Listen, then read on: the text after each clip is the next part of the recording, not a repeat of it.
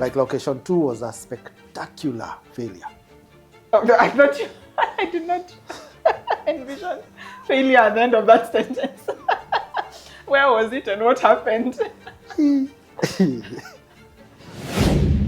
Those figures I'm just pulling from my mind. Yes. Before I could even finish that story, and the guy reaches under his table. And because he was a guy also, he had my projects of construction. He had a jacket and a trouser he used to wear to his construction sites. Very dirty, very dusty. Instead of telling me stories, why don't you go and help me clean this? Go and sort that one out. Yeah. Yes. Instead of telling me, let me see it. I stepped out onto the street, up for CBD, in his suit. You have no machine? Nothing. Zero. Huge local supermarket. And we had set up collection points inside the supermarket. Inside the supermarket. Like right there where you have your M-Pesa, your liquor store. So we have... Sounds like it would work, but... In theory. In theory. You're on the money like this. I mean, in theory, I'm going in to shop, I can just put my laundry, drop it off. Visibility. Same cart, I'm going to use the same cart. There you go. You can even buy integrate systems with the supermarket, so as they check out. Only call me overcame. Maka systems.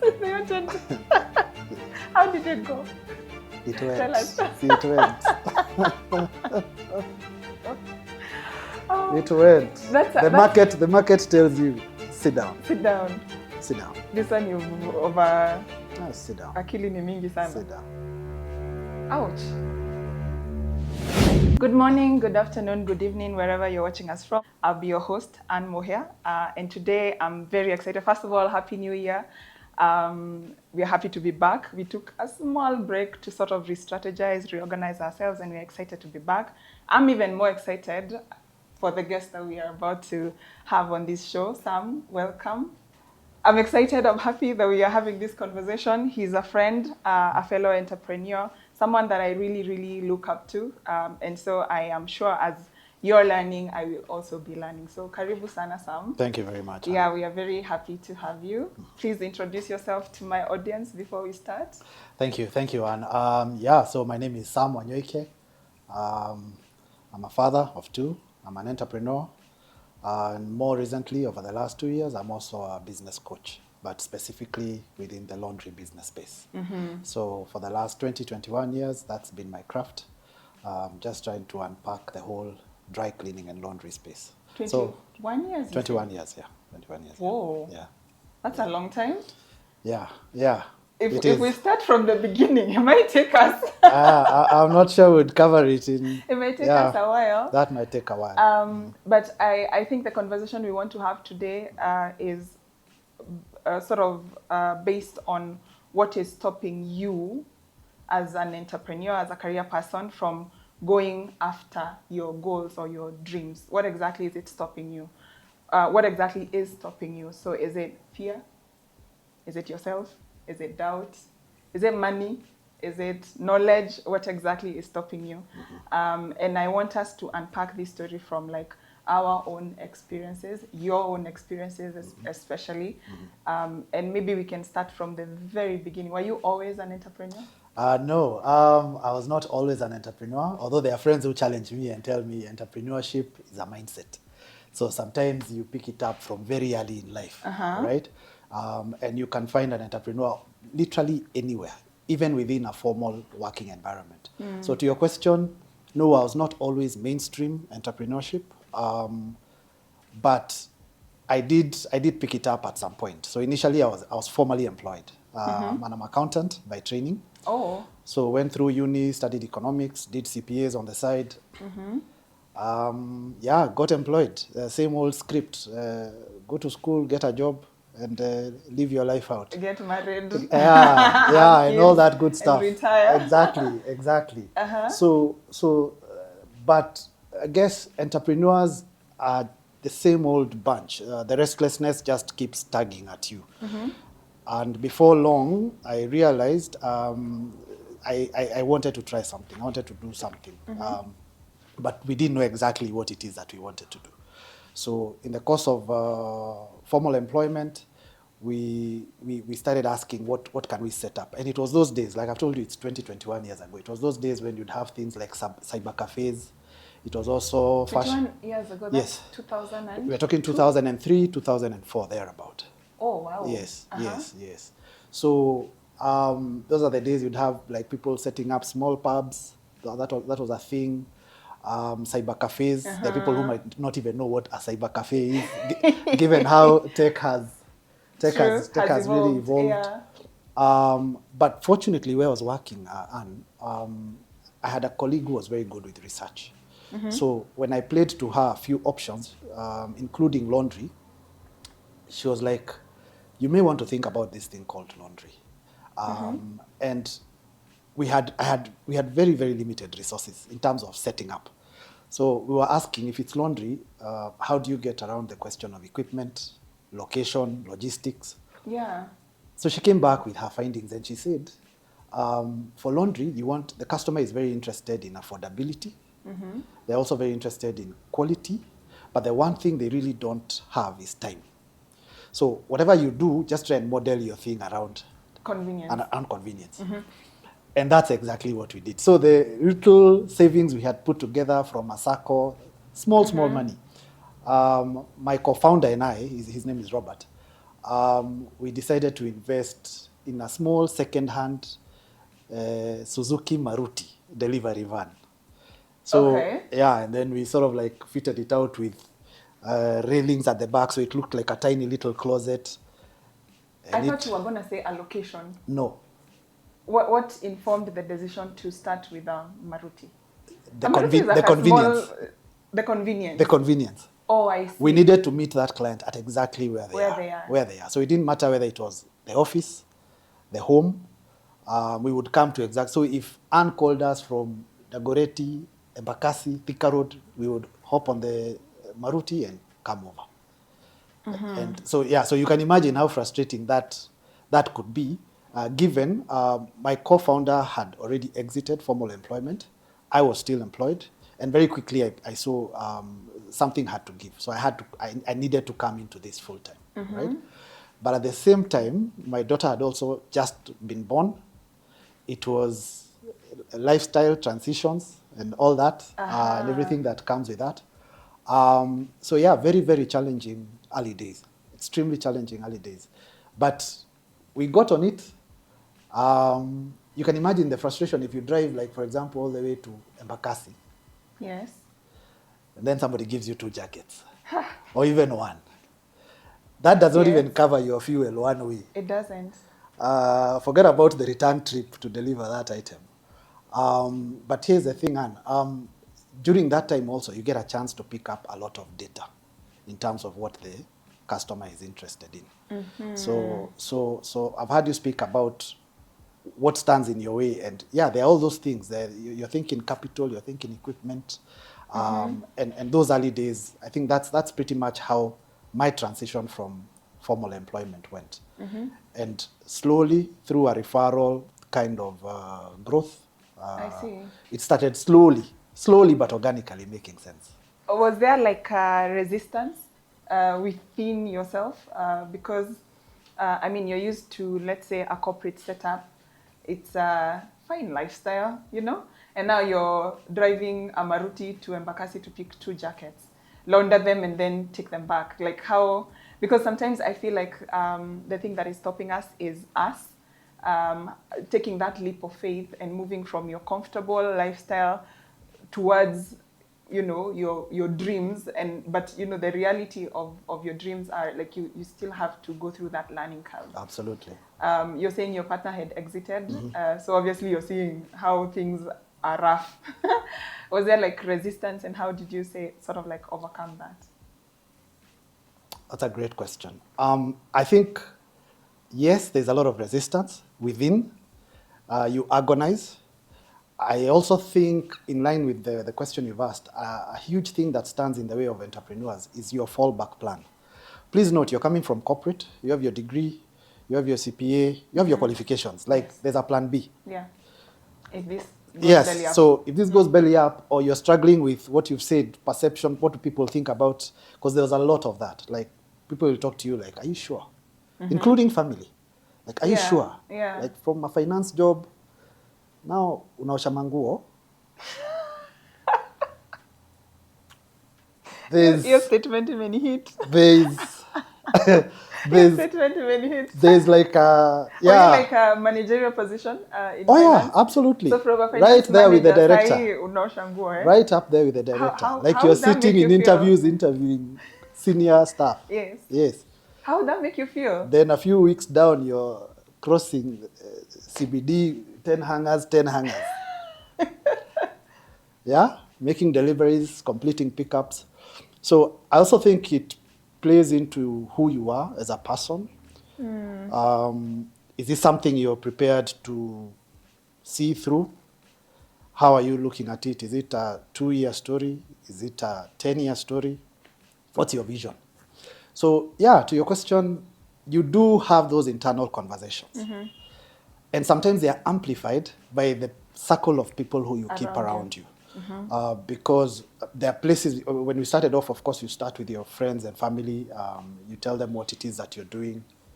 And we would go for pickups and deliveries somewhere. And someone says, oh, I know you're in this business, but I was not actually expecting you to be the one who will. The assumption is you have employees. You have KYMs. You know, like people you can send Yes. out to collect the laundry. Now you just show up. But now Sam is done Yes. with the hangers like this. Everything. Yes, and when you deliver, you're also the guy who waits for the payment. Yeah. Yes, so those were interesting early days. But like I alluded, it's a very rich time in terms of gathering data. Customer insights, just to take in what does that mean when you map out Nairobi. Where are the orders coming from? What are the tastes and preferences that tend to push retention? Because laundry is a retention game. You and I know that. Yes. And I liked what I think it was one of your earlier shows, where your guest spoke to the first sale is easy, but getting them to come back. Yeah. So a lot of insights those early days. And yes, the resistance is there, both internal and external. But you push on. You keep going. So tell me, I'm thinking at the beginning, obviously when you've just left employment, and I know this has happened to me. I think every month, every other week, I'm thinking I should really just go find a job. Things get so tough, and I was just like, wacha tu hii maneno ni ngumu sana. Did you ever get to that point where you're like, I don't think this is it? And obviously there are these voices from the circles that you're keeping. It's unfortunate, but there aren't many entrepreneurs, by the way. Most people in Kenya are employed. So most of your friends or your family members will be employed, not like starting out a business. Right. So your circle in terms of people who can offer you, what's the word? Wakupatia nguvu, is quite limited. So how did you navigate that? Have you ever even thought of that? Like, let me just go. That was maybe day 2 or day 3. After you pick up the first few no's, after you pick up people who are telling you no, not interested. Yeah, you second guess yourself, and it's very human. I would imagine it's very, very human. You go back and you're like, this is month 1. You've not even made 10K that entire month. Where you were working, maybe you were being paid 20 times as much, and you're thinking, this is not gonna work. Yeah, this is a strategic mistake. So you find yourself sometimes refreshing your CV, your profile where you had left it. It's very, very normal. But now the question is, do you act on it? Do you actually decide, I'm going to act on going back to look for a job? Or am I going to keep chipping at this thing? And for us, we were very clear in terms of, this is not something we are doing for the short term. And we are not also expecting something to give immediately. It's a relationship-oriented business. People take time to trust you. People buy people. I've heard you say that countless times on your show. And we got that. So we said, let's just keep at it. And if the figures justify month-on-month growth, then it's just a matter of time. It's just a matter of time. It's just a matter of time. Yeah. That's a lot of resilience. Yes. Let me circle back kidogo. You had the Maruti, which is more than most people have when they're starting out. So in say you didn't have money to get the Maruti, which essentially it became your like store in transit, right? It will pick, it will drop, it will offer convenience and all that good stuff for your customers. In the absence of that capital, what would you have done? And I'm saying this because we are talking about the things that stop us sometimes is resources. Absolutely. If you have somebody watching and looking to get into the laundry business and they don't have money, say, to either put up a store or let's say buy a vehicle that could offer them that as a resource, what would you have done knowing what you know now? I think I should probably have offered the backstory to the Maruti, because we did not just show up at the dealer and cut them a check. Yes, please do. We went to the dealer. He said we are interested in a vehicle. They showed us the list price. I think it was like 600,000. We were like, there is no way we can't afford that. And I remember very well, it was CMC. That time they were the ones who had, I don't know if they still are, but they were the Maruti dealership. And I remember going back to the office, crestfallen, like, now where are we going to get something that is as well as competitively priced as the Maruti? And the guy I had spoken to at CMC, I remember him very well. It was called Kyoko. So Kyoko calls me back, say, after 2 weeks. Then he says, when you came, I saw you are really interested in this vehicle, but pesa ilikuwa haitoshi. So there's a customer of theirs who had bought a Maruti a while back from Mombasa. Then upon starting their business, they realized the Maruti was too small. So they traded it back in for a bigger vehicle. So Kyoko calls and tells me, there's something that's been returned here. And of course, now after being returned, the value, the sale price comes, drops. So he offered me the Maruti at possibly maybe half the cost. Yes. And even that we didn't have. I can read it. So now we got into conversations around installments. And Kyoko tells me long stories about, but we don't know you. You don't have a track record. We've never sold anything to you. And there's just something about persevering, all right? I also remember at the time, I was a member of Waumini Sacco from my former place of employment.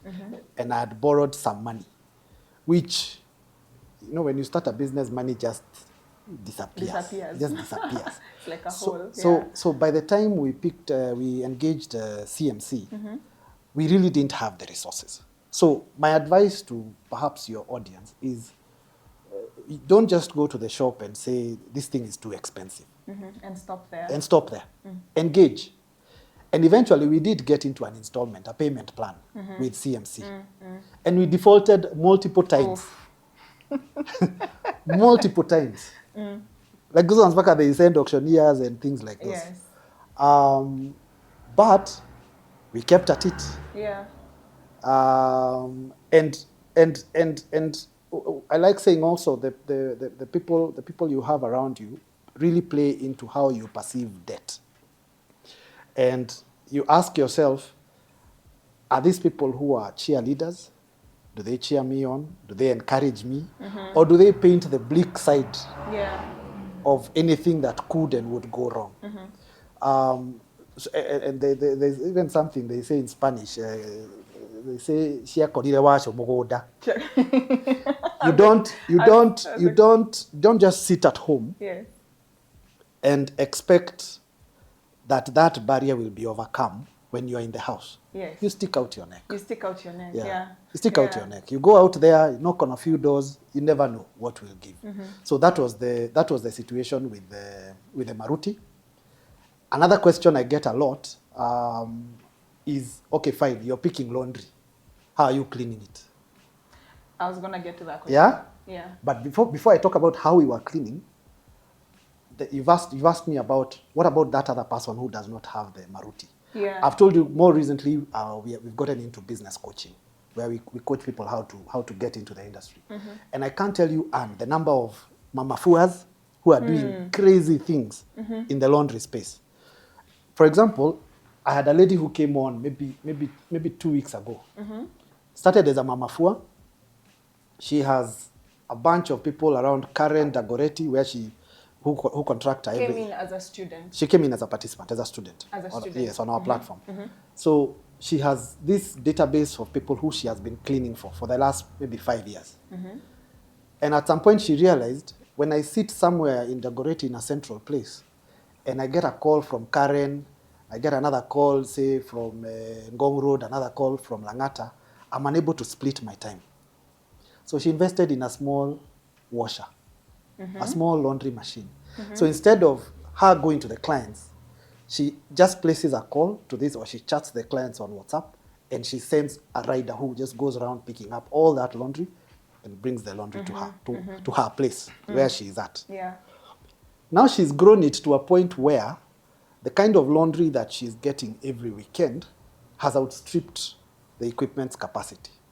So she came on our platform trying to understand, how do I transition from my own domestic situation to a location, a proper commercial location, that is profitable, and where now I can not only clean for my database of clients, but I can even have the rest of the public coming and cleaning with me.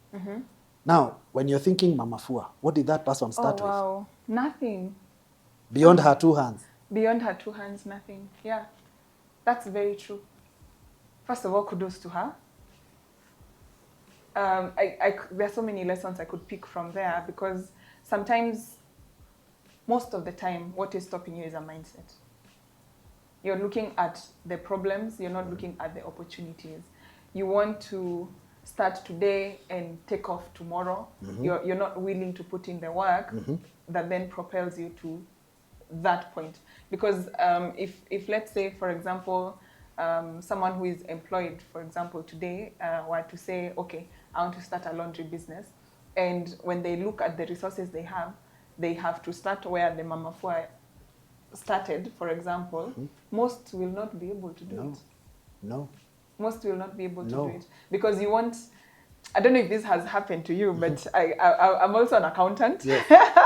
And I left a managerial position to start entrepreneurship. And I thought entrepreneurship would offer me the same sort of comfort and lifestyle that I got from employment. And so when I started, obviously, it was a culture shock immediately, because I don't have my corner office, it's not carpeted, I don't have people to send for tea, or, tea is already made, you just go pour yourself some tea, or send an email when you need marketing department to do something for you. So it's more of a culture shock. Now, moving from there to now, I am starting from mimi ndio mwenye nafua. Not many people are willing to do that, and that's the price you pay if you want to get into entrepreneurship. Absolutely. For some, depending on how much resources you have, then you can get a Maruti, for example. But for her, I mean, I am so amazed. And she's not alone in that. Within that spectrum of the mamafua space, you will find your person who dropped out of school in class 4.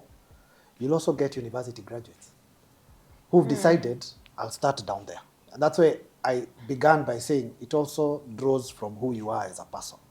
Are you willing to tap into that reset button? Like saying, I'll start from here, and it's okay, completely irrespective of perceptions. Because, Anne, you and I know, laundry is not, like in the whole spectrum of business and professions, it's not the sexiest business.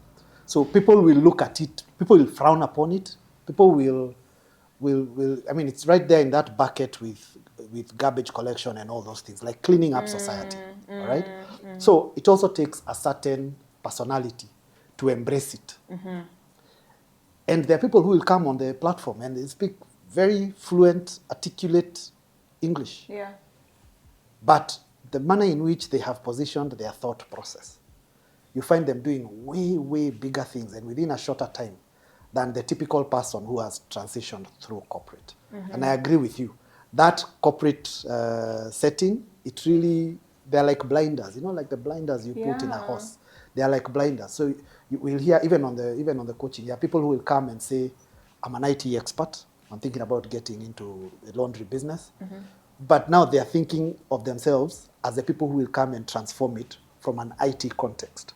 Because that's something they've done for the last 5, 15 years, and they're really good at it. They're really good at Then it. they get in and they realize, And you can't take that away, but the business does not need IT expertise as of right now. They are still a small baby. It needs to be breastfed. thank you, thank you, Yeah. thank you. Yes. And I really resonated with your guest. I think it was Rakeri. I have such admiration for people like Rakeri because they roll up their sleeves, And get to work. they bring their own personality. Yeah. Like you could tell, she's so comfortable in her skin. Yeah. And that's the uniqueness she brings to her business. To her business, Yes, absolutely. yes. Okay, so now let's go back to the story. There are many, I feel like in business there are many fasts. They kind of feel like starts, like you keep starting over and over and over, and over, because obviously you fall down, you pick yourself up, you fall down, you pick yourself up. Yes. So how do you transition from the Maruti to, I know today you have 15 branches, is that so? We had 14 pre-COVID. Pre-COVID 14. Pre-COVID we were at 14. COVID did its thing. We consolidated 4. So currently we are at 10. You're at 10. Then we are just shy of 40 members of staff. Oh, I see. Yes, I see. yes, Oh, yes. that's fantastic. Yes. So how do you transition from Maruti to making enough to sort of cater for the expenses at the Maruti level for you then to go to the first branch? Okay. How does that look like? Okay. So we did the Maruti thing. We did the pick and drop. Those days we were your typical, just like our insurance brothers and sisters, on with third parties, like established cleaners. We had even engaged in things like mystery shopping, because these are the people you'll be entrusting your clients' valuables with. People today ask me, like, Sam, you actually did that brokerage stuff? Yeah. In fact, I wear that broker badge very proudly. First, for the audience who don't know Yes. what mystery shopping is, Yes. what is that? Mystery shopping is where Anne, for example, is interested in how a certain business works. It could be her own business, it could be somebody else's business. But for whatever reason, maybe she wants to get an objective assessment of what the service is like. She'll either use a third party, she might even contract somebody to get in there, go through the entire customer journey, maybe book an order, and so on and so forth, and be able to come back and report to you. This is actually what the end-to-end was. Yes.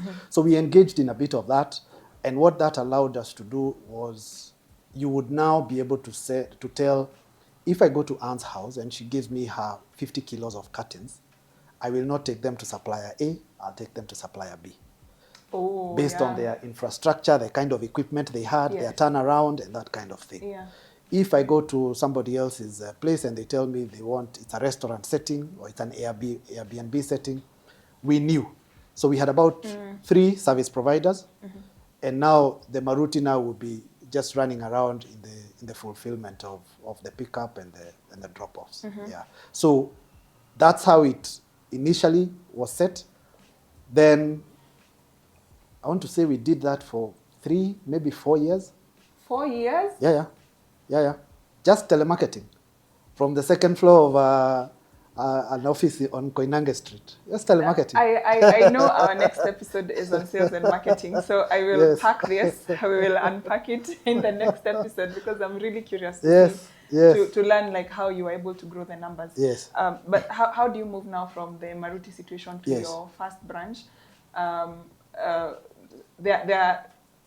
And would you advise somebody who is starting to start off with a branch? Or like if you were to start off today and you have, so we've moved from the person with no resources. Now we have someone who has a bit of resources. Would you advise them to start with a branch? What was that experience sort of like? Okay. Remember, the goal is to overcome this hurdle called capital. We don't have capital for equipment. We don't have capital for a large fleet, for a lot of members of staff. You don't even have insights in terms of what the market wants. So when we did that running around for about 2-3 years, slowly it was building cash flow, because you're building a referral model. Yeah. And we transitioned from friends and family, and now you start seeing, if I have maybe 20 members within my family, there are these 3 members of my family who give me a lot of work. And their chances are, within their circle, they have friends and community that also cleans like them. So we were very intentional about targeted promotion to those people who appeared to be giving us a lot of work. A lot of work. Yeah. So we pushed it like that. Then moving into year 3, we start saying we are thinking about location. Because we think location will now slowly start taking the pressure off from this one-on-one selling, and now introduce a selling point that is scalable. And we start asking around. And we're asking. I remember driving around Upper Hill Springs, for those who might be familiar with that area. Yeah, the restaurant. Yes, the restaurant. And we got into a conversation with the ownership. And we told them we're just interested in a collection shop. There's no cleaning that will be going on here. Because, and the thing is, with a lot of business owners or people who are looking to get into the business, when you tell them get into laundry business, the first thing that comes into mind is equipment. Which is not cheap. No. But when you come in and your focus is, how do I bring in the customer through the door? Then the calculus just changes. It's a very different conversation. I agree with you. Yeah. So we go in, we tell them we're interested in space. After some back and forth, that time you don't have the money, but you're in business. But all the money you're getting, either you're fueling the van. There was a lady we had retained for some telemarketing. You're paying her. You're not paying yourselves. At this point, you are still the driver of the Maruti? Absolutely. Not just the driver, many things. Wow. Okay, 3 years. The driver is the better side of the JD. Yes, there are other things. There are other things, because you have to make sure the operations, making sure that the laundry is cleaned and delivered on time. Absolutely. Basically, you're doing everything. You're doing everything. At that point, you're doing everything. You're marketing. In the evening, you're trying to look at the figures. What does this look like? And I know perhaps when we discuss the marketing bit, we'll get into exactly how that was structured. So yeah, you get to do different things in one person. So there was just myself and my co-founder. And now when we started talking location, again, we had to figure out from these customers that we had, actually remember very clearly, going into a customer's home, and by then you'd go to a customer's home, they give you laundry, then they tell you, since you're doing laundry, see, you guys also do carpets. See, you guys also do fumigation. See, you guys also do car detailing. And I don't remember saying no to any of those questions. Why would you? You're yet to start earning a salary. Speaking of, how are you surviving this whole time? Are you surviving on the side jobs, the fumigation jobs, and the car wash jobs, or how are you meeting your bills? Because that's a real hindrance in terms of when we talk about what's stopping us. I wonder if I have a family, I have kids, I want to do this business. How will I afford my day-to-day expenses? You have to also adjust as a person, serious life adjustment. So things you are used to, I mean, you said it, things you are used to in that Kakona office, an office that looks, you have to like intentionally decide this pause. For now, let's just pause this. And take life at the very bare basics. So you'll have even your own domestic rent falling due, or, getting threatened. Like auctioneers become people that you're like this. You're like this. So we navigated that section. But now the clients, sorry, I was on that tangent when we are outsourcing. So we have all these carpet requests, we have fumigation requests, and it assumed the same outsourcing model. So if you called us and you said, I want you guys to come and do my upholstery or my carpets, We will come, but on our way, we already have an arrangement with someone like Parapet. So we'll swing by with our own dust coats, our own branded dust coats. We'll pick up 2 guys from there with their equipment. Then we'll come to your place. We'll sort out your upholstery. We've agreed on the costings with the service provider. Then we'll just bill you with a markup, and that account is done. So to the customer, we are providing this bouquet of cleaning services. All right, and that's what allowed us to pay. I think it was like 15,000 deposit for that first location. It was actually a client who gave us a job. We went, we charged him, he wrote us a check, we took it to Upper Hill Springs, yes. And that time there's no shop. We've just been told you can set up. Then another client comes across like that, he pays us.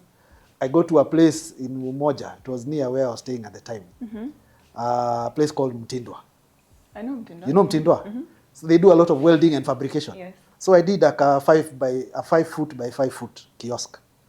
If you ever check out our Instagram, there's a structure. Let me call it a structure. There's a structure there that people look at it, they don't believe it's a shop.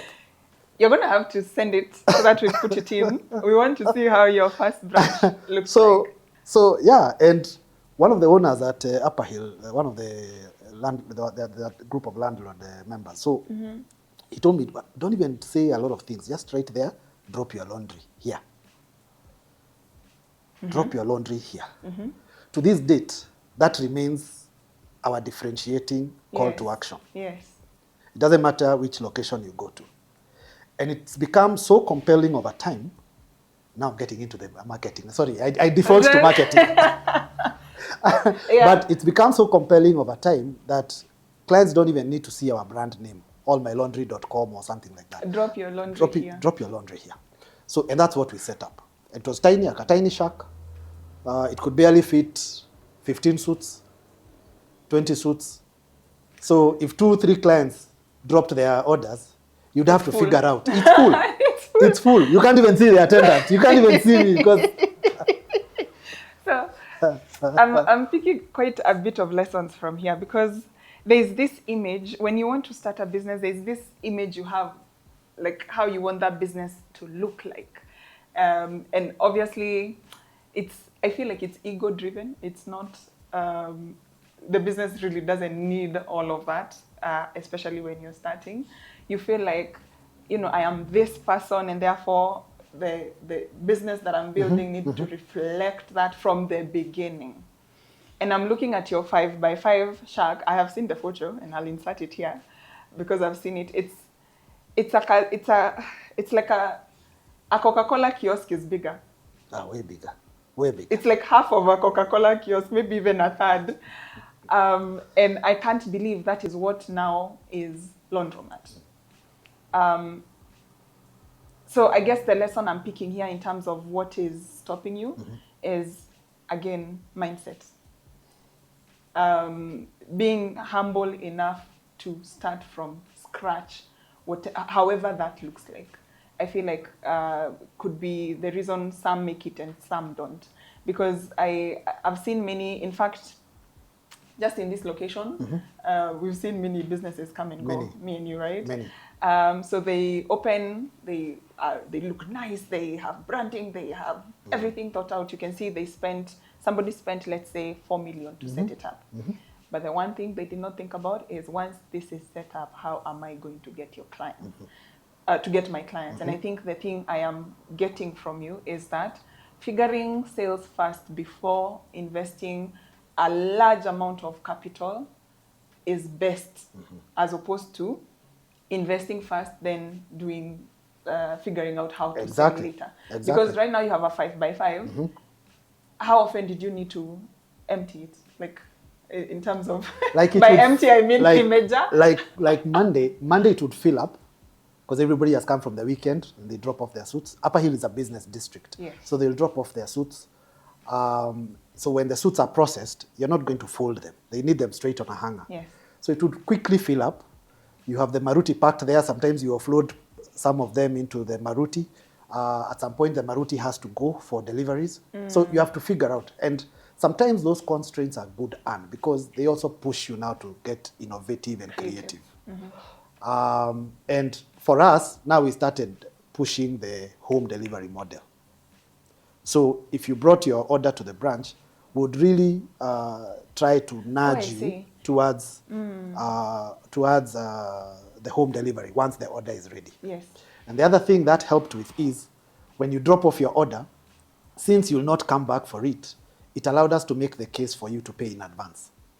And that like really boosted the cash flow, right? Oh, I So you drop off your order, pay for it, mtakutana na hiyo. That's smart. Yes, mtakutana na hiyo. So you have a storage problem, and the solution is offering convenience to the customer. I mean, it's better if I don't have to come and pick it up. Yes. If you drop it off at home, perfect. Exactly. So I'm happy to take. Absolutely. And it sorts out your storage. Absolutely. And to your point around the 5x5 structure, and it was made of Don't steel. call it a structure. That's your first branch, Sam. It would get super hot. It would get really hot. Like during like now January of like course this. It has no AC. Like now what AC? What AC now? It would get super hot. And if you're not careful, you'll start dozing. I could tell you a story around somebody, I'll not say who it is, but somebody who fell asleep. And then there were those, those cows that come to Nairobi in January with the Maasais. Yes. It visited. One of those cows visited. And somebody had drifted on the... Did they chew on one of your clients' suits? Is that what happened? I digress. The structure as it was to the visitor, it's just a 5x5. But in terms of processing capacity, that structure could allow processing of laundry to the extent of the Norfolk Laundry. We had a relationship there. We had a relationship with White Rose. We had a relationship with 2 other cleaners in town. So whatever equipment they had in their facilities, including Akina Parapet and all these bigger players, because we had those arrangements with them, we could offer anything that they offer within that 5x5, if that makes sense.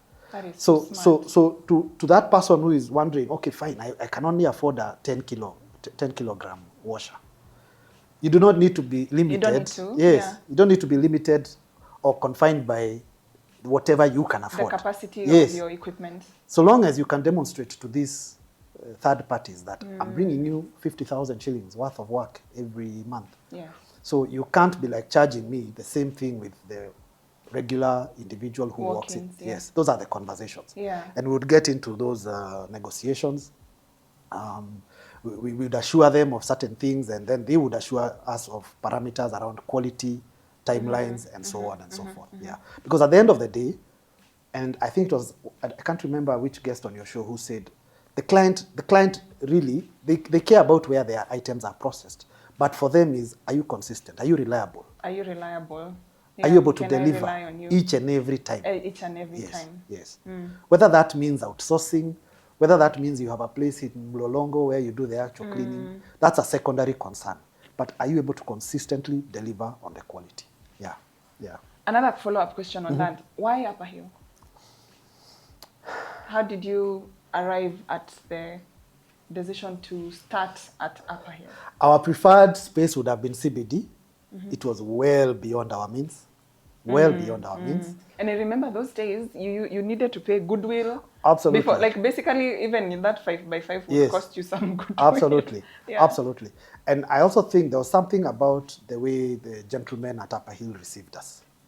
And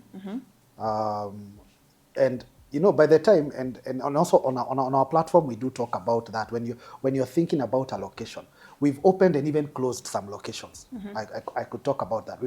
We've opened some locations that fell flat on their face. In fact, that's there's a a good whole conversation. checklist. There's a whole checklist of how does Anne predict this location is actually likely to succeed. So when we looked at Upper Hill, it offered us the business district. I've also told you about the Mtindwa angle. It offered us an opportunity to start down there. Where you were. Yeah, from where we were. Unlike other locations where you find an already existing business, they're asking for things like goodwill. You don't have proximity to ready clients. Yeah. And at the time, Upper Hill also really didn't have very many commercial places where you can get such a. In fact, we didn't have Laundry. any other There laundry. wasn't. There was none. Actually, it was the only There was one none. at the time. There was none. So it took off immediately. I remember the sales for the first month. It was, I think, How did that 15,120. 15,120. 15,120. Yeah, 120. How much was rent? Rent there was 15K. Rent was 15,000. And of course, we had also That's put in. not a bad start. No. That's a very No. good start. Not for laundry. Yeah. So you on the platform we talk about what are some of those elements that you really need to ensure they are in check before you commit your rent and your security deposit to a landlord. They are minimum. It's a long checklist. Yeah. For you in terms of choosing the location. And I'm sure from your experience, especially having opened some that you've had to close because maybe you didn't get one of those checklists correct, yes, then you're definitely in a better position to sort of offer guidance. Like location 2 was a spectacular failure. Oh, I thought I did not envision failure at the end of that sentence. Where was it and what happened? You know, we say when you're opening a location, everybody knows. You call Wairimo, you call Mwangi, you call all these guys. You shout about it. You market it. When you're closing, it's you and you alone and your conscience. Very quiet. Yes, you're very quiet. And you pack away your stuff, put it away somewhere. So it was in South Sea, to your question. It was tucked away somewhere in Mugoya. It was not primarily the location that I think contributed to it not performing. It was a couple of elements. So for one, it was expensively priced. And when I say expensive, I think it's good for perhaps your listeners to appreciate. It's not the monetary value.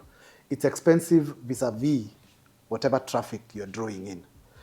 Meaning there are locations where we've paid. There are locations where we've paid more by way of rental, but they do justify. They have higher traffic. Absolutely. So that one was expensively priced relative to the setting, relative to where it was.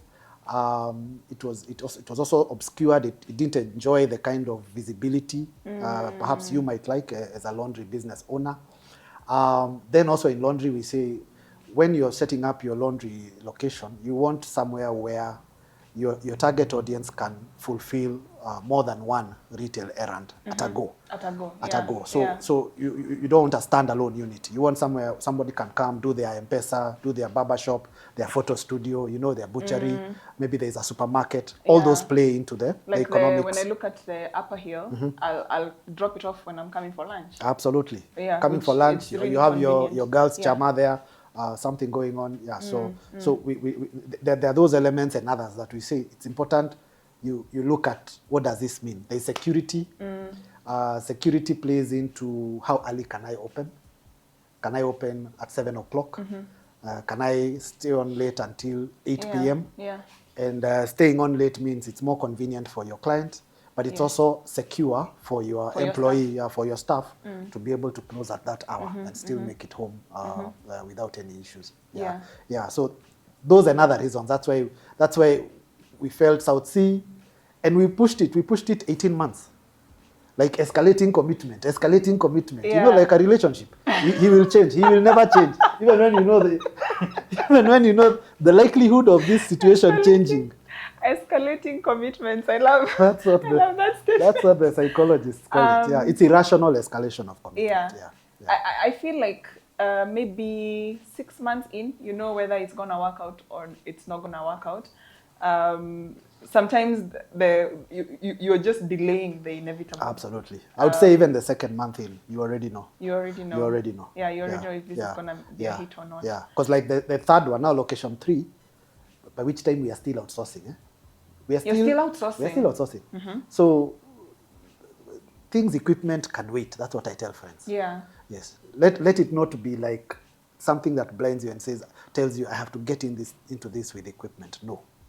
So location 3 was the exact opposite. By month 3, it had picked up. Completely. Self-sufficient. Completely. You're able to take care of your attendant. You're able to even now start thinking about what would equipment look like in this context? You're building up cash flow and saying, I think now I can actually have a respectable conversation with my bank. Yes, yes, yes. Which when you are initially doing was pickups, not the case at the Maruti level. No. Yeah, they'll not give you any money. No, you're too risky. Yeah, too risky, too risky. Yeah, but now by location 3, you're thinking, I think now I can think about equipment, and when I do, it will need to take care of these 3 locations plus my projection. I see. Yeah, yeah. So I love the conversation so far, and I am looking at the Maruti. So the progress is, I feel like we are picking lessons, and I hope the people who are watching are also picking lessons as we go.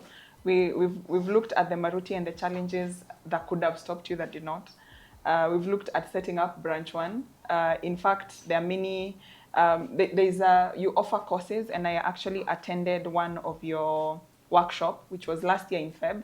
Are we going to have one this Absolutely. Feb? Next month on the 8th, I think it is. 8th of February. Of February, yeah. Oh, fantastic. Yeah, yeah. So I attended that workshop, and I can vouch for it. I can tell you Sam has 21 years of experience in the laundry business. So anything laundry, he's your guy. And if you're looking to set up this business, then he's the person to talk to. You also offer courses, virtual courses. Others are more in-depth. I think you can, there's allmylaundry.com, I believe is your website. But if, I hope this will be okay to share, if you were to give like insights for somebody who's looking to set up a branch, what is of your entire checklist, which I'm sure it's in all of your courses, and if you want the entire checklist, then you need to reach out to Sam. But what is like the top one you need to cover? In setting up a location. Setting up a location. Okay. I'll speak to 2, maybe 3 things. So we have 2 platforms. We have the laundry business, which is allmylaundry.com. And then we have the learning platform, which is laundrybusinesslearning.com. Oh, all right. Okay. So there are 2 separate divisions of the business. So allmylaundry.com and laundrybusinesslearning.com. And secondly, when you're picking out a location, you want, allow me to speak to Nairobi, to the context in Nairobi. Sure. Because we've opened locations in Nairobi, Kiambu, and Kajiado in Ngong Town. So I can speak to some experience in those places. You want to ask yourself a couple of questions. Am I in this thing short, medium, long term? That guides how you look at that lease. A lot of the landlords will come to you with a lease. Yes. So even though we say just sign, just sign, just sign, we've seen situations where friends get into a lease that is not very accommodating. In fact, some are extremely oppressive. Yes. Meaning either at the end of the lease, you're not able to roll it over or to continue. Or exit when you need to. Or exit when you need to. So you want to ask yourself, what does this document I'm signing mean long term? Number 2, when you're thinking location, is it pure collection? Do you intend to have any cleaning going on there? Now, our model is not, you will not find our equipment at the branch. It is purely what we call hub and spoke. Hub and spoke? Hub and spoke. And I mean, you're in finance, you appreciate these things. So it's a setting where you have one centralized cleaning facility. Which is what we're calling the hub. Which is the hub. Then it's all servicing the spokes are this the branches. distributed, exactly. A model, I think, largely borrowed from the airline industry. For example, if you're flying Emirates to China, you first move from Nairobi to Dubai. So there's a reason they always first default to the hub. So that's the model we've borrowed. And what that allows you to do, Anne, is to mitigate issues of cost, promote efficiency, standardize quality, and allow also your communication to be seamless. All right? Of course, it has its cons. It is not entirely pros. Yeah. Because if you have a central cleaning facility, if it sneezes, 10 locations sneeze. Yes.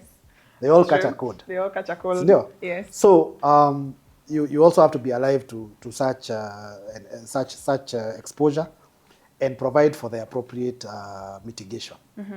The other thing also, when you're picking out location, I already spoke to the adjacent setting.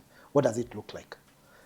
We have worked with business districts like Upper Hill. We have worked with residential, like Thendegwa and similar Yes, similar yes. environments.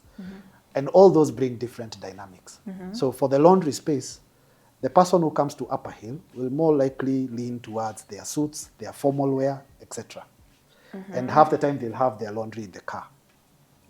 For Thendegwa, it will be more home-oriented. It's actually a bigger it's a bigger basket of laundry. Yes. Meaning now there you have more proximity to things like your curtains, your households, your duvets, Oh, I see. and so on and so forth. Yeah, yeah. Then there are the finer details we talk about on the course. Things to do like, are you on the ground floor? Are you on the first floor? All those things have repercussions Yes. in terms of convenience. Convenience. I Yeah. could tell you stories about how we had set up inside, I don't want to mention the brand name, but it's a huge supermarket. It's a huge local supermarket. And we had set up collection points inside the supermarket. Inside the supermarket. Like right there where you have your M-Pesa, your liquor store. So we have, Sounds like it would work, but in theory, you're on the money like this. I mean, in theory, I'm going in to shop. I can just put my laundry, drop it off. Visibility. Same cart. I'm going to use the same cart. There you go. You can even integrate systems with the supermarket, so as they check out. Only go me overthink. Maka systems. How did it go? It went. Tell us. See, it went. It went. The market tells you, sit down. Sit down. Sit down. This one you've over. Sit down. Akili ni mingi sana. Sit down. Ouch. So there's also a possibility that you might fail at your first attempt. You will fail at many attempts. At many attempts. You will fail at many attempts. That was bloody. Those settings inside the supermarket were expensive. The rent. They're very expensive because they're charging you. They can see the footfall they have, the rental. They are thinking, this guy, he can afford it. He can afford it. So they'll quote 100K a month, 120 a month. Yeah, then you put down 3 months deposit, 3 months, you're paying quarterly rent. Then customers come and tell you, me, my duvet in a trolley, dirty, maybe not. That is so interesting because when you're in a boardroom, you think, I'm killing 2 birds with 1 stone. So there are many chances. There are many things you're going to try out and they will fail. And I feel like getting comfortable with failure is a good place to start. Oh, yes, absolutely. Right? Managing your expectations, but also failing and learning from it. What would you say is has been your toughest challenge to overcome? Something that you failed at that was really, really tough for you to overcome. And overcoming here might not be financially, could be mentally. That's a long list. And it's a fantastic question. I think first, understanding your circle of influence. Because what worked in corporate did not necessarily translate into what was working on this other side. And by circle of influence, I mean I encountered people in entrepreneurship who I previously just perhaps interacted with at face value. A good example would be a gentleman who used to be my landlord. And I offer credit to him. He's passed on, but I offer credit to him at every opportunity because he opened my mind completely in terms of looking at business. And those early days, some of the conversations would have with him. He was actually my client number 1. He was my landlord where I was living, but he was also my client number 1. I'll tell you how that transaction came about. So he provided sort of like a beacon towards how you need to look at this business. And also having the mind to say, the circle I kept when I was in my earlier setting may not apply here. Like in your employment social setting. employment days? Yes. Yeah. So, because you need people who reinforce what you're doing. You want people who you look up to. You want people who have overcome bigger challenges than what you're looking for. Yes. Looking at, yeah. And they have done it with very minimal resource. And I cannot overemphasize the need to, even if you find one person or two people Yeah. who have overcome adversity. In fact, when I hear there are two people making a presentation, one has overcome this, I look at the one who has overcome the most significant, the one who has come from zero. Yeah, yeah. Because therein lies the gems. You'll pick up creativity, you'll pick up efficiency, you'll pick up how to generate decent return on investment for.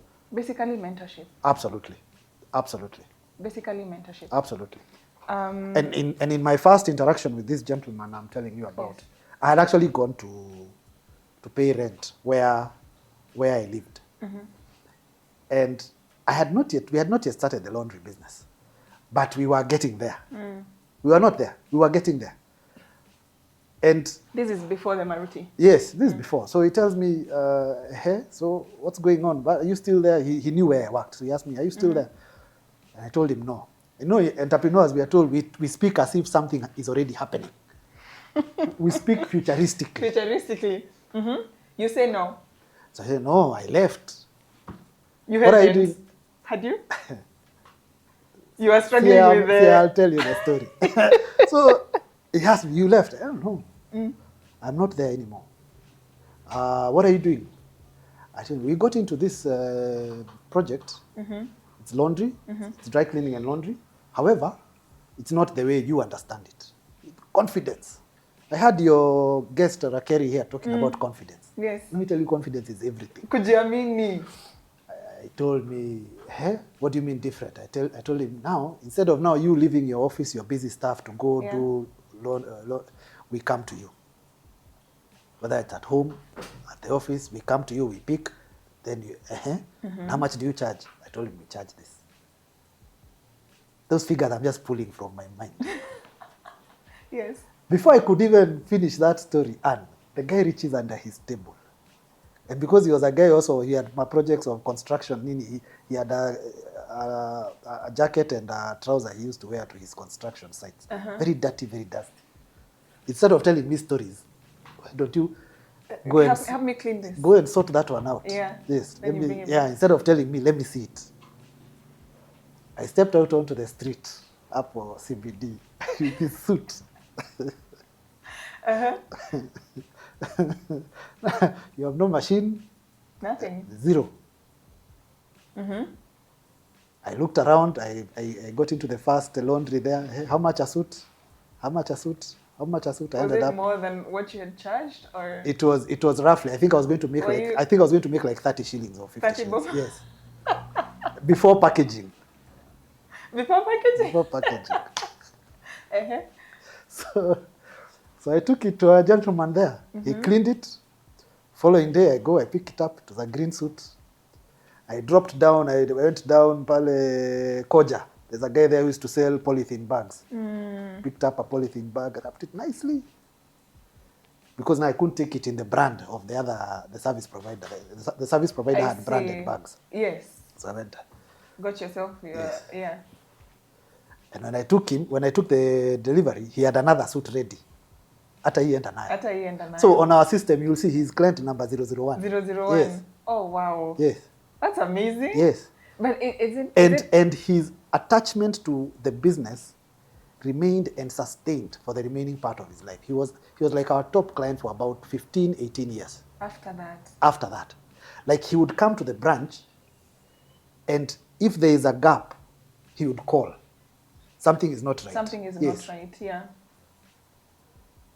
So it doesn't matter the obstacles that stand in your way. I've heard you on this show sometimes say the people who come and support you, they are total strangers. Have I heard you say something? It's like you're reading my mind. In fact, that was my follow-up. This guy, we had no relationship. None. Zero. Strangers, total strangers. Zero. Yeah. It even got to a point, where he would come, he knows his laundry is like 5-10K a month. He writes a check of 50K. He said, advance. each time I come, give me an updated statement. Wow. That's a good client. Very, very good client. In fact, you read my mind, because my next question would have been, many people who are starting, they depend on their current circles to sort of support their businesses. That's your friends and your family, mostly, or colleagues.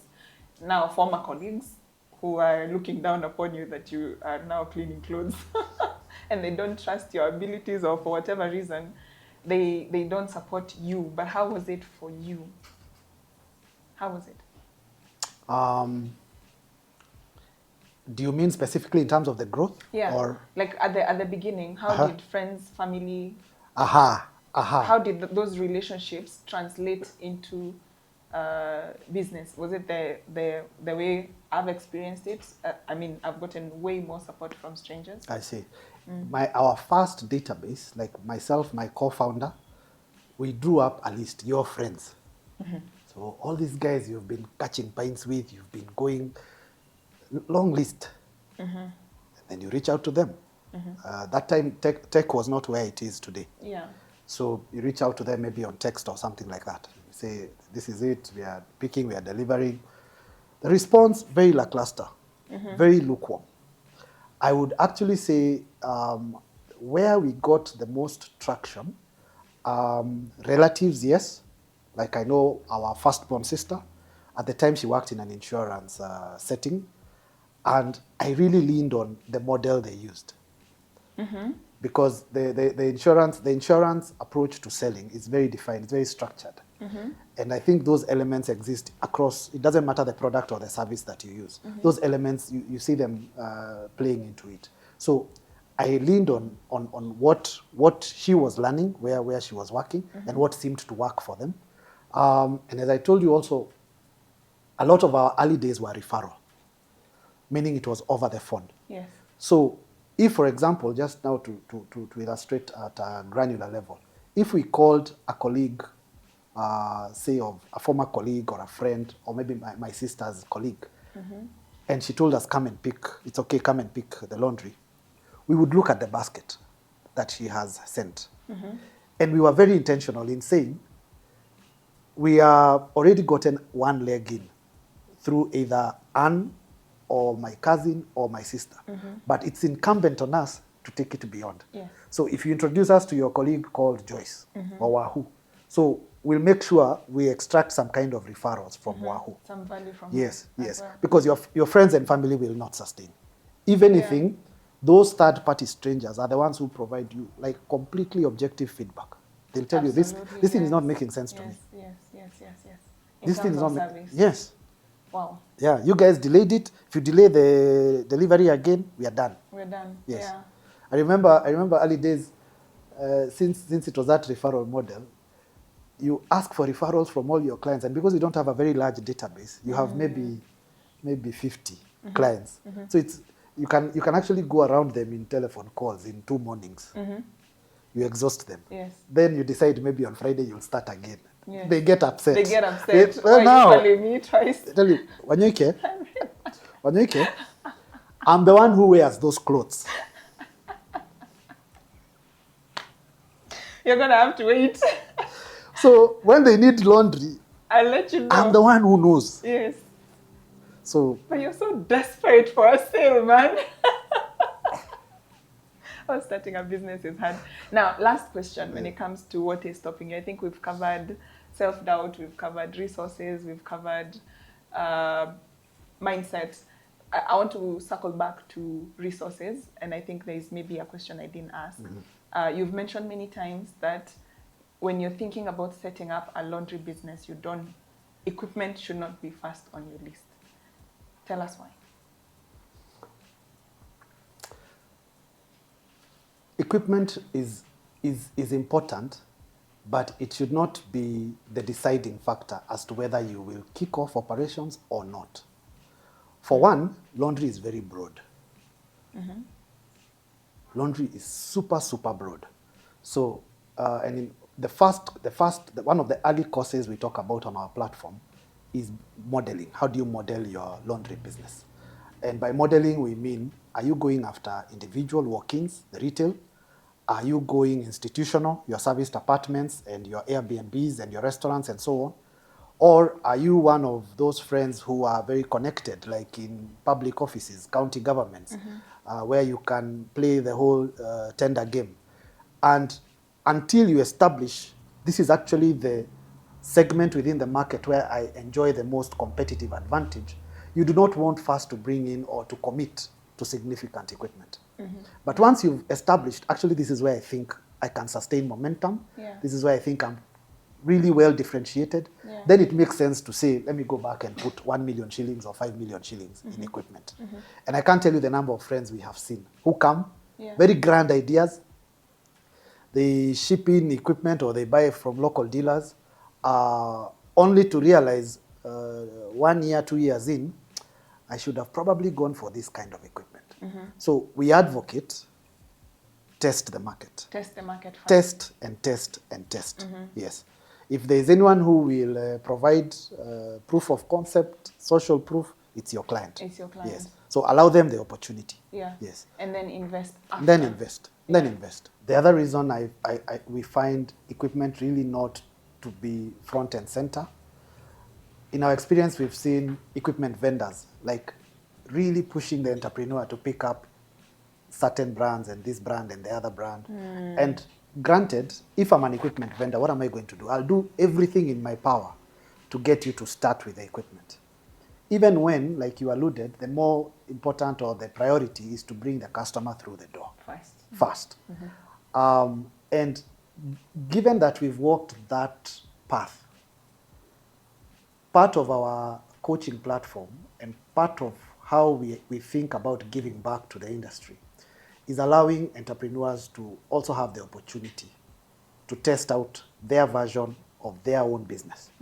So you'll find 15, maybe 20% of our current business is from people who, we call them dealers.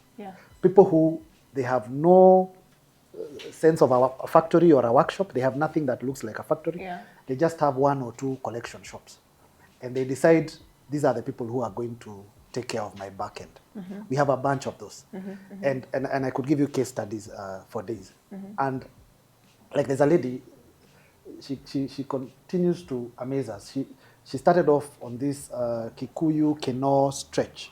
It's called TLC Laundry. You may have seen the brand. And she's grown. At this point, I don't know if she's at 10 or 15 locations. No way. Yes. Huge brand. Huge brand. Started out purely outsourcing. And she's played at that level of the market all the way down Gekambura as you go down. And it's people like those and many others who have started with no equipment, no major infrastructure investment, that help us appreciate that this is not just a dream. It's not just something that is intangible. So it is possible. It is actually very possible. I concur. It's actually easier to start with the customer. You're most likely to succeed if you start with finding the customer and serving them first, than if you try and set up the whole back end before getting your customer. Absolutely. Because you run out of money, out of capital before you even make your first sale, which is disastrous. Last question. I know I had said this is the last question, but I think it's important. I know you offer workshops, courses, mentorship. I'm just keen to find out of the few clients you've had, what was the most interesting, I don't want to call it an excuse, but sort of sometimes your mind creates this thing to be a challenge when it is not. Have you met one of your students who comes in with this is what is stopping them, this is why they have not started, and you found it so interesting? In fact, when you look at it, it seemed like it was just in their head, like it did not exist. Like, I don't know if you have an interesting experience with an existing student of yours. At different levels.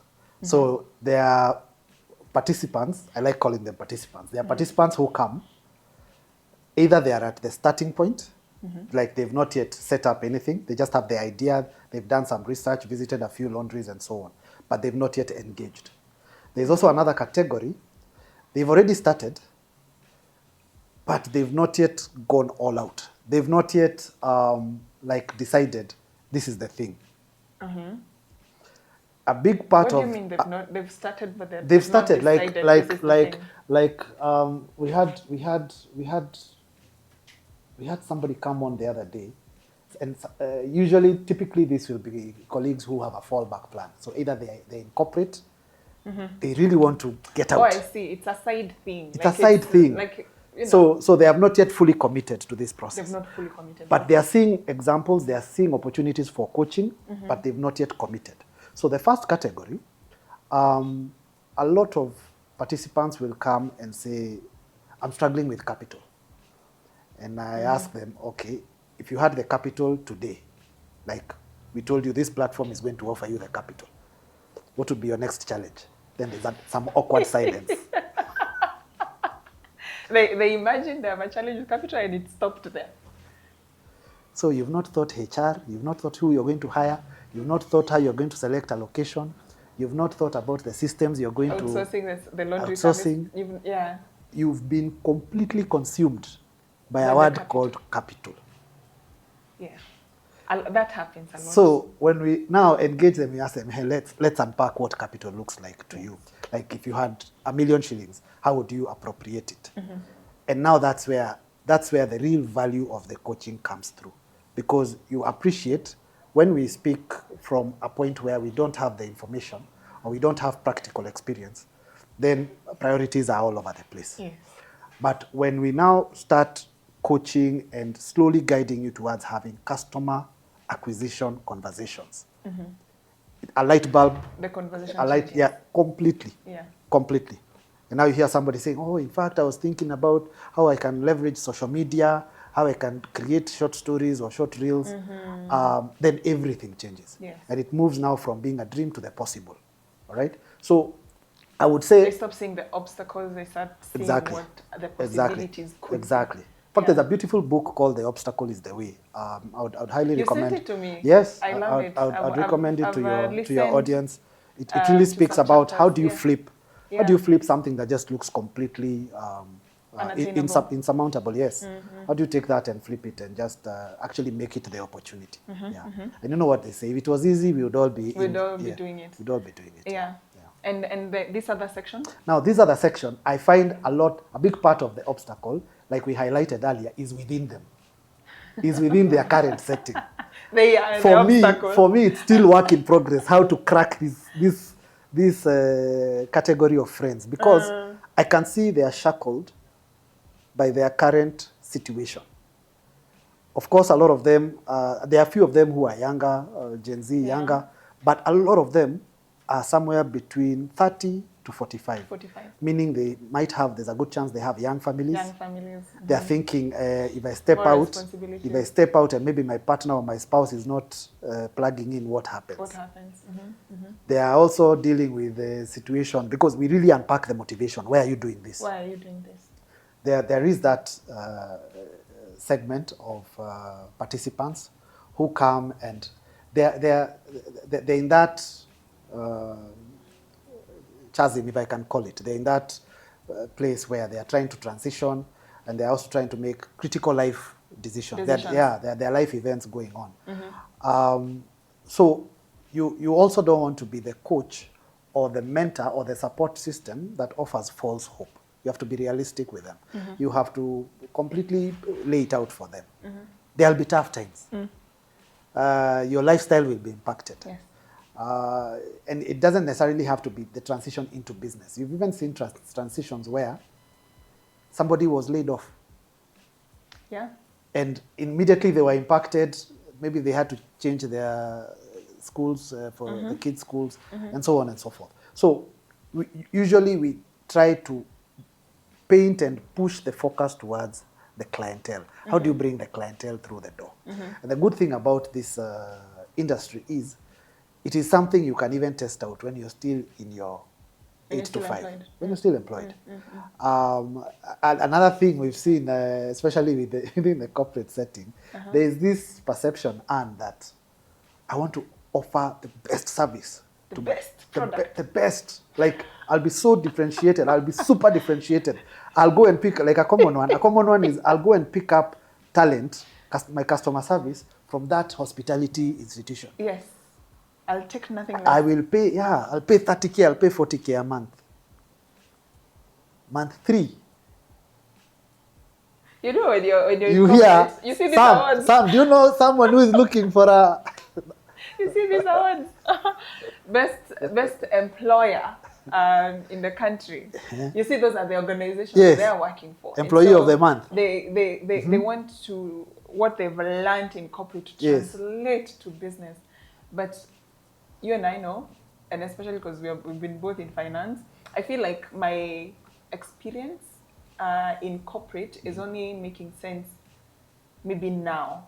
At the beginning, it derailed me completely. I needed to unlearn and relearn new ways of doing things, because being the best employer in whatever industry, surely when you're beginning, you're not gonna be the best employer. I would argue that element alone, Anne, is what has made your show, your podcast, your channel extremely popular.